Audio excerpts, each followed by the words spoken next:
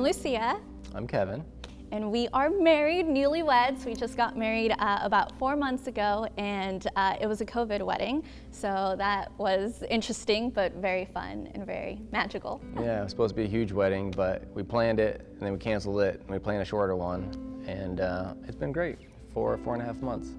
I am an LA native. I grew up here in, the Valley specifically. I grew up in Woodstock, New Brunswick, Canada, and I was born there. And I grew up in Indiana, and then went to school in Florida, and then got a job in Toronto, and then moved out to California. So technically I'm a Canadian.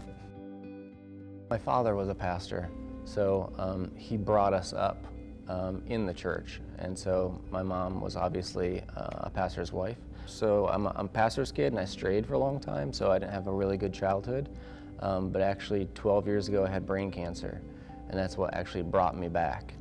And so I went down to Orlando to go through schooling, and then up to Toronto, and actually found C3, and then came out to the Valley, and that was the one. I didn't grow up knowing Christ or being a Christian. I was raised a Catholic, but it was kind of, we weren't devoted Catholics. We would go to church every so Sunday, or some years like we wouldn't go to church at all. So I grew up believing there was a God, but not really having a relationship with God. And then of course, as I got older, stuff at home wasn't the best. There was, some codependency and dysfunction there. And so I kind of wanted to disengage from that. And this was around college. So I kind of fell into the, stereotypical college life. And, for a good while, didn't believe in anything, didn't think that there was anything. But then I felt like my soul was longing for something, some meaning to life. The first Sunday I went was, it was a series on anxiety. And I was dealing with a lot of anxiety, dealing with some depression at the time, and I remember, in hindsight, skydiving. Like the moment I jumped, it just it clicked, and just seeing the world from that height, seeing the mountains, seeing the ocean, it was just like God has to be real, and then that was complemented when I went to C3LA and just meeting everyone, and I was just like, nope, this is it. This is real. God is real, and I'm ready to have a relationship with Him. Kevin and I met through neighborhood groups. We were working on in ourselves through our neighborhood group, like me and She Freedom. I wanted to be a better individual. I wanted to grow my relationship with God, and I was just focusing on me. And same thing for him. He was in the Sons group, focusing on himself and focusing on building a relationship with God. And I like to think of we were both each working on our own, ourselves, and then God used us to bring us together, and we were ready for each other once we did meet.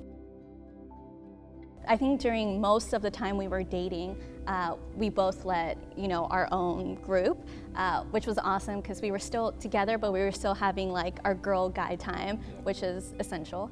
And now our neighborhood group we're leading a marrieds group. Yeah. And we've been doing that for a couple months. Yeah, a few months. And so it's been going really well.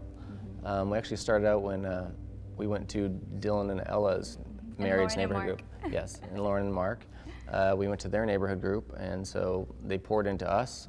We both haven't ever really had any kind of a role model for marriage, and so neither of us had good upbringings, and so actually finding solid relationships in neighborhood groups and in C3 have been essential for us. And I think it's such a good opportunity to build friendships and build strong friendships, not surface level friendships, we're friends on Facebook and Instagram, but real friendships. Before I came to C3, it was hard making new friends. I didn't have new friends, it was just people who I knew from the past. But I think when people, if you go from just going to church and getting involved and going to neighborhood groups, you have the opportunity to build a strong relationship with a community of people and build strong friendships that are gonna last, friendships that are gonna support you and encourage you in whatever season you're in. And we need that. We are not created to be alone or to go through things alone. We're created to go through things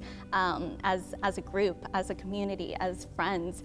Even Jesus calls us his friends, called his disciples friends. And So like we need friendships, and I think when you invest in relationships, the relationship gets stronger. And I think neighborhood groups is an investment. You invest your time in that, but what comes out of it is just so much more. It's a profit. It's a profit in your investment.